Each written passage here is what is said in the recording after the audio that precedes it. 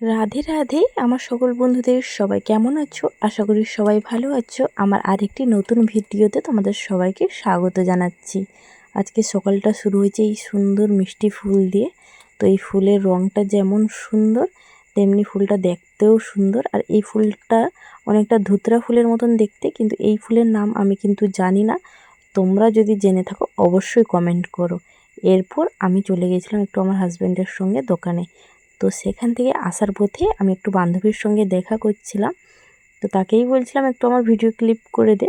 তো সেই আমার ভিডিওটা করে দিচ্ছিল। কারণটা হচ্ছে এই পুকুর পাড়টা হচ্ছে আমাদের গ্রামের মন্দিরের কাছের এই পুকুর পাড়টা। তো এই পুকুর পাড়ের উপরে দেখতে পাচ্ছ খুব সুন্দর ফুল হয়েছিল, এটাকে সীতা ফুল বলে।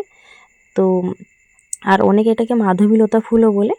তো সেখানেই বসছিলাম, তো যার জন্য বলছিলাম ভিডিও করে দিতে। এরপর বাড়ি এসে দেখলাম রান্নার তোড়জোড় লেগে গেছে, কারণ আজকে এসেছিলেন আমার শ্বশুর শাশুড়ি আর আমার যা মানে আমার দিদিভাই। তো যার জন্য এখানে মাছের আইটেম দু রকম ছিল, চিংড়ি মাছ দিয়ে পটল, তারপর আরেকটা এমনি মাছের তরকারি, আর এখানে ছিল চিকেন। আরও অনেক রকম রান্না ছিল সঙ্গে। তো সব রকম ভিডিও আমি করতে পারিনি, যেহেতু সবাই রান্নায় খুবই ব্যস্ত ছিল, যার জন্য যতটুকু পেরেছি ক্লিপ নিয়েছি সেটাই তোমাদের সঙ্গে শেয়ার করলাম। তো এই ভিডিওটা কেমন লাগলো অবশ্যই তোমরা কমেন্ট করবে। আর আমার ভিডিও তোমরা কে কোথা থেকে দেখছো সেটাও কমেন্ট করবে। ফেসবুক থেকে দেখে থাকলে পেজটাকে ফলো করো, ইউটিউব থেকে দেখে থাকলে চ্যানেলটাকে সাবস্ক্রাইব করে দিও। আবারও একবার এই ঘাটের ভিডিওটা তোমাদের সঙ্গে শেয়ার করছি। আর এই ফুলটাকে আমরা তো মাধবীলতা বলি, তোমরা কি নামে চেনো আমাকে অবশ্যই কমেন্ট করো।